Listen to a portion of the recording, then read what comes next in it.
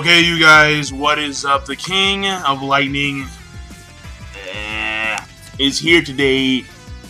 Okay, to do Magi chapter 213 review. Now, the thing here is that I need to do this review in like less than 8 minutes because I need to go. I need to skedaddle. I need to go out the front door and do some stuff. So, because that's life, I can't be here every day, every minute. No, that's not how it works. But regardless of that, this chapter is simple, which is good. But it was still pretty cool because I'm like, yo, I thought that it was only going to be Aladdin. No. And I should have realized that this was going to be the case because it makes perfect sense that the Magi would be the ones, well, with the exception of, Ren Kouen, that evil bitch. The thing here is that we have Yunnan, we have Aladdin, we have Tidus. And all three of them, they're going to represent. And they're going to, I guess the main guy to actually speak about Amatoran is going to be Aladdin. That's my assumption. Because Tidus, I don't think knows that much. And Yunnan, he wasn't from Amatoran, to my knowledge, at least as far as we know. Aladdin, it's obvious, and plus he has Solomon's wisdom, which no other person has. So he would know everything that there is to know. So the key person would be Aladdin, and that's very obvious. But Tidus, I think, is going to be there for reference. Yunnan is going to be there for reference, and Tidus, I'm not too sure, but he's there to represent nonetheless. So it was pretty cool seeing all the Magi there. Well, 3 of the Magi there out of the 5 total. Of course, we know Judar, he is off somewhere with Hakuryu, holding Hakuryu, these evil bastards, these dark root motherfuckers. And then, of course, we have, again, Gyokuen, and she's not allowed. She's banned, period. Like, she's not coming. Or maybe she is coming, but, again, we don't know. Now, because she should be an individual that would absolutely know what happened in Amatoran. Again, she was a Magi of Amatoran, so she would definitely know. She would definitely know. And so in a sense, she has no reason to come unless she wants to try and destroy all of her enemies in one go. Which I think is going to be a problem because even though Sinbad has no metal vessels on him right now, they're right outside the front door. They're like right there. And all they need to do is leave the island and go grab them. So Jafar is gonna hop in with all his metal vessels, and Sinbad's gonna go straight and it's over. So because he's just that good, alright? He is the ultimate anomaly. That's just the way it is. Now, when it comes to the other stuff in the chapter, so obviously,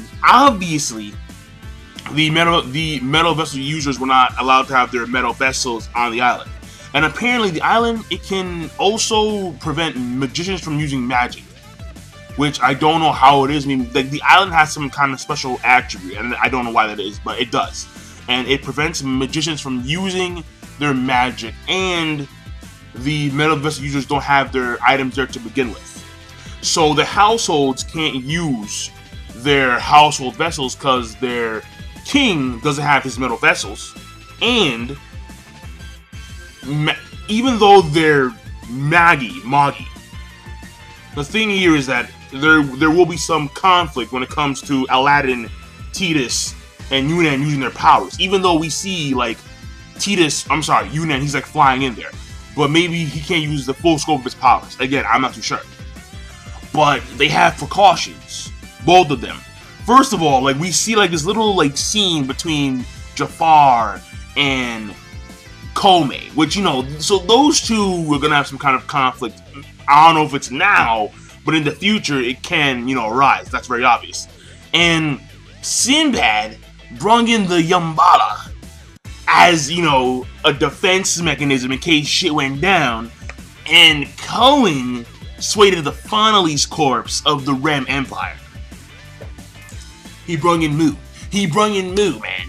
What the fuck? He brung in Mu. So, because Mu's a big deal, alright? Granted, he doesn't have his metal vessel, but Mu is still a big deal nonetheless. And as are all the Fonalese corps. But the Yambala ain't no bitches. So, they're ready to go. And that was cool because that was surprising on both ends. It really was. And Mu is there. I mean, even though Sinbad, they want to have, because he does have good ties with the Rem Empire, because they are in coalition with the Seven Sea Alliance. The thing here is that apparently Mu and Ren Kouen are friends, quote unquote buddies, pals. So they're mates. Yeah, we're mates. So apparently that's how they roll. All right, fine. I'll take it. And what I can say is that it'll be fascinating to see if stuff does go down between the Yambala and the Finalese. Who would win? Give me your thoughts, because honestly, I like the Finalese corps, but I have a feeling that the Yambala are just that good. Like, I just do. I mean, Toto was okay, but we never seen the other guys go at it. And the other guys, I mean, I got a feeling that Toto's grandpappy or father, like, he's like just that damn good, because they can manipulate and control Magi at its finest. So I'm gonna throw it out there. And finally, it wasn't like a main, it was a main part, but it wasn't like a highlighted part. Well, no, that makes no sense. But basically, another part in the chapter was when we have Alibaba, and the other people of his household, well, not really his household, but they're Olba's friends, okay? They're not a part of Alibaba's household, but they're just there. And they want to go over, and they want to talk to Sharkan, and also Masaru's there too. So we have Morgiana, and she wants to go over there too, and go over to Sinbad's side. But they can't because Alibaba made that deal. So we have Olba's friends, asking. They are persisting as to why they can't go over. And we have Morgiana. She remembers what Masaru told her about what it means to be a quote-unquote good household. And you can't be emotional. Like, you have to stay by your king's side. And you have to be very understanding of certain situations. So she's able to understand, like, on the spot, that maybe there was some kind of deal being made. There was some reason that Alibaba can't, go over to Sinbad's side, because he was swayed, and it involves the lives of not just him and the people that he cares for, but maybe also his countrymen. So she is able to perceive that, and she's able to remain calm, cool, collected, and not try and be a quote-unquote emotional enemy for her king. So that was pretty good. That was actually very good. I like that a lot. So it shows you character development when it comes to Morgiana, because she's starting to understand that there are certain things that are expected of a household when it comes to their relationship with their king. So that, to me, I thought was actually very, very good. Very good. And when Yunnan hops in there, Sinbad, like, oh shit, Yunnan, and he starts sweating like fuck. Because these two, again, their relationship has to be explained more. Because what happened, because the Sinbad side story is still going on. So we don't know what exactly caused this friction between Yunnan and Sinbad, but something happened, and, well, I'm not too sure, but it's still, I'm keeping my eyes open for that. But that being said, I'm done. The chapter overall, I thought it was actually a very good chapter. I'm gonna give it a good plus, and it's a setup chapter. It's setting up for, like, the big, fairy tale, the big storytelling of Aladdin, and how he's going to tell about the story of Almatoran, and the importance of making sure people like Ren and Gyokuen don't get their way. Because if they do, the world will be touched by the Black God. And remember, the portal or the dimension that was open to let the Black God in for a period of time, that will, like, remain open for, like, I don't know how many months or how many years exactly. But it'll be a lot easier to summon the Black God because this portal will be open. So what's going to happen exactly, we don't know. But remember how Mu predicted that there's going to be this war that's going to take place between all these people.